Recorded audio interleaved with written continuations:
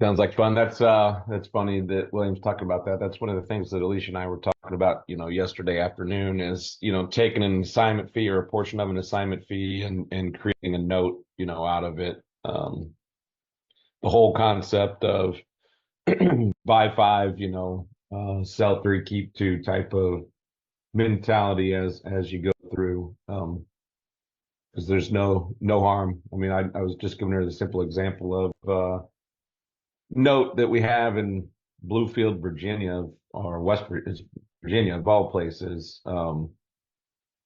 We literally got paid, my partner and I that were working on that deal, we got paid 6 grand to create for the privilege of creating a $15,000 note that's paying us $400 a month for 36 months with a balloon at the end.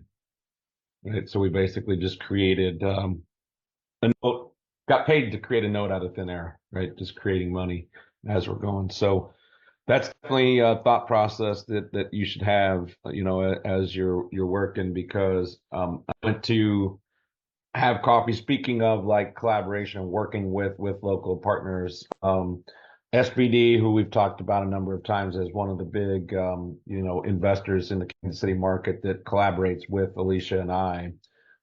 They called and introduced us to a gentleman who actually used to work for SBD, but runs a pretty good flip shop. So he's, for the most part, a flipper. And I got to know him a little bit more yesterday at coffee.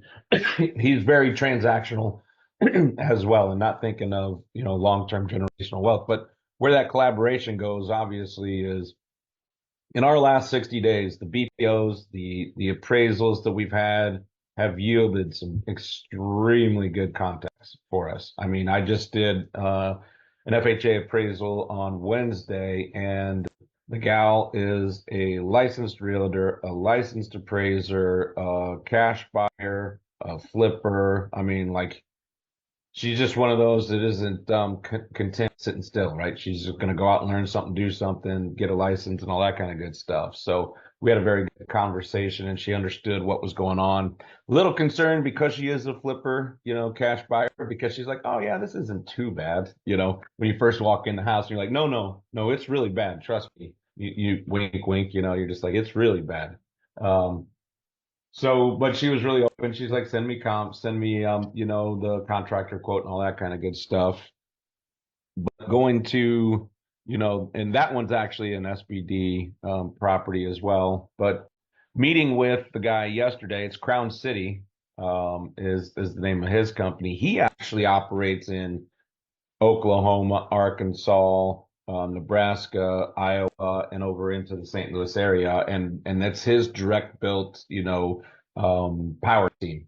So it's not like some type of JV or any of that other type of stuff. It's his company directs, and they do nothing but notice of default as well.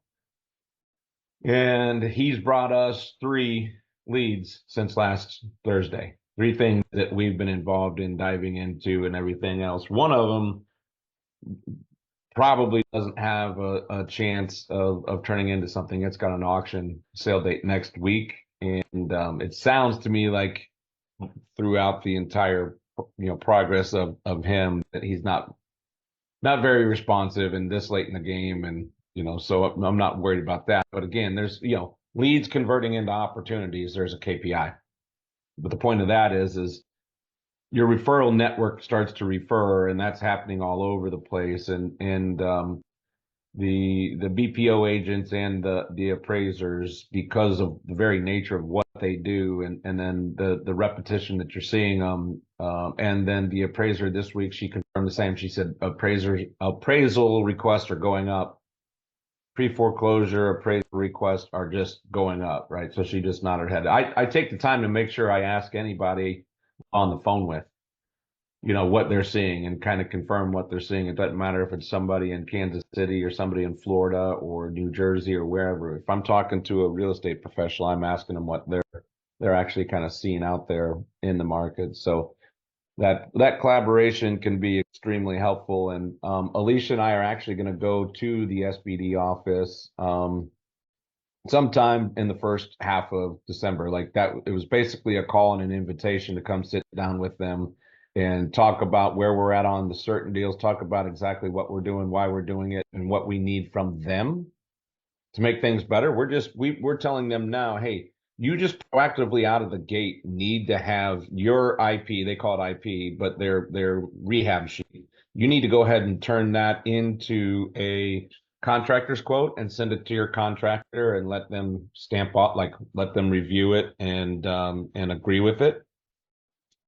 And then that we'll have that at the ready. So we don't have to have the appraisal that's done on Wednesday and then wait 48 hours to get it to the appraiser, you know. So we'll work through some stuff with them in the first part of December to expand the relationship. Obviously, they're happy with it. They want to get more refined on their side, so they hand us better stuff and work with us better. And then they're also referring people to us. So it's only going to grow. That collaboration is key.